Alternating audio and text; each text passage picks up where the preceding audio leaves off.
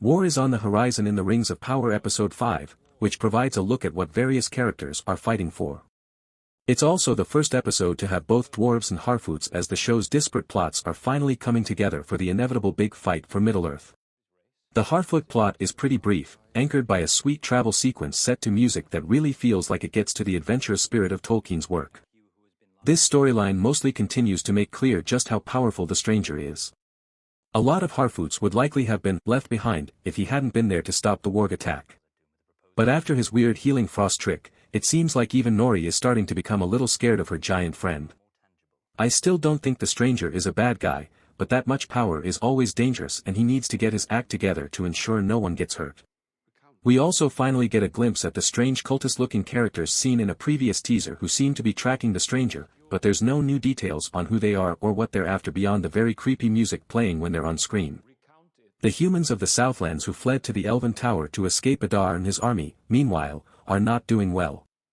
About half of their group have followed Waldreg, who I can't help but think of as a dark friend from the Wheel of Time, to take Adar up on his offer of surrender. Waldreg's been a scumbag since episode 1, when he tried to hide news of the spreading corruption from Arendar, and he just keeps doubling down. It's really funny to see how quickly he pivots from pledging loyalty to Sauron to offering to serve whoever's leading the orc army. In many ways, it feels like the Rings of Power has set itself up as the anti-Game of Thrones, even as comparisons to House of the Dragon continue to run rampant. There's no way we wouldn't see Waldreg slit that poor kid's throat and get covered in his blood in either of those HBO shows. Here, all we need to know is found in Waldreg's expression changing from horror to grim determination. Game of Thrones would have played out the council session in Numenor to show some sharp-tongued intrigue, but Rings of Power just gives us the setup and then a shot of Halbrand showing just how well he cleans up. Again, the character decision is all that actually matters.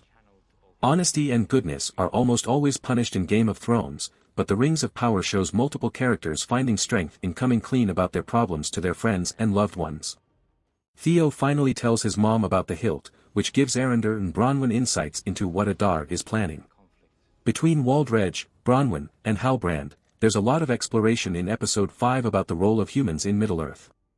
Are they basically orcs, doomed to serve whatever evil warlord is ascendant at the moment if they're not being carefully watched by elves for signs of treachery, or can they actually have some degree of self-determination? It's easy to understand why Bronwyn and Halbrand would be prone to despair given the bad choices before them, but both decide to try to move past the darkness they've seen and fight on. It looks like Bronwyn and Arendar plan to destroy the tower to prevent Adar from achieving his objective, but that will likely lead to their deaths unless reinforcements arrive in time. Halbrand is willing to accept his responsibility as a king, but we still don't know exactly what sent him on the run. Presumably the cuts between him and Waldreg imply he also kneeled before dark forces and is guilty of awful crimes, but if he proves himself worthy, it's likely no one will really care when that comes out. The conversation between him and Galadriel where they share their traumas is powerful, particularly Galadriel confessing that for all the confidence she exudes she's a pariah from her people and so utterly consumed by her quest to stop Sauron that she's destroyed every relationship in her life. It's a bonding moment that seems exactly like the sort of thing that could build towards a romance between her and Halbrand. I, for one, would love to see them kiss. Elsewhere, the relationship between Durin and Elrond gets more complicated as Elrond discovers the real reason he was sent to Khazad-dûm.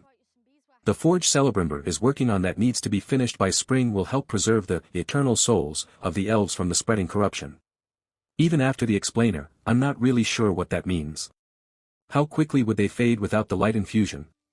Will they just have lifespans more akin to mortals?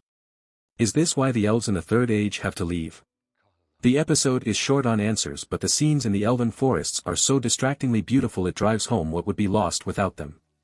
I complained last week about Elrond naming Mithril, but I do really like the Mithril origin story in Partings. The parallel between veins of ore and the roots of a tree works visually as does explaining why the Balrog and the precious ore are inevitably tied together. I'm happy that Elrond refuses to break his oath and instead goes right to Durin to get his help. Their friendship is the most charming relationship in the show, driven by just how funny Durin is. The table bluff is beautiful since it's such a simple way to get something from the arrogant scheming High King Gil-galad. Plus, Elrond's attempt to claim credit for Dissa is very cute. Not everyone's telling the truth this episode. I'm very upset that Isildur didn't tell anyone about finding a saboteur on the ship when he was trying to stow away. Maybe that kid is just acting on his own out of genuine concern about his country being dragged into someone else's war, but the admiration he's expressed for Pharazôn makes me think this wasn't his idea. Pharazôn keeps trying to sow distrust of the elves and urge Numenor to stay isolated.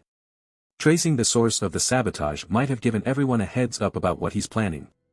But Isildur's apparently always going to be unreliable. I still love the banter between his buddies as they grudgingly accept his apology after getting in some licks. I'm even happier that his irresponsibility is being properly punished. No one will stick their neck out for him too much, and even his dad's relegated him to stable mucking.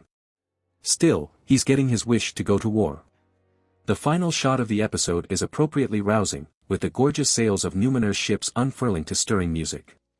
It seems likely we're going to see some large-scale fighting next week, which should provide a whole new way for the Rings of Power to demonstrate what its ludicrous budget is capable of.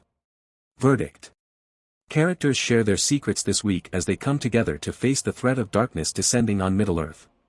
This episode is all about making tough decisions and testing loyalties ahead of what's shaping up to be a big fight for the survival of the humans of the Southlands.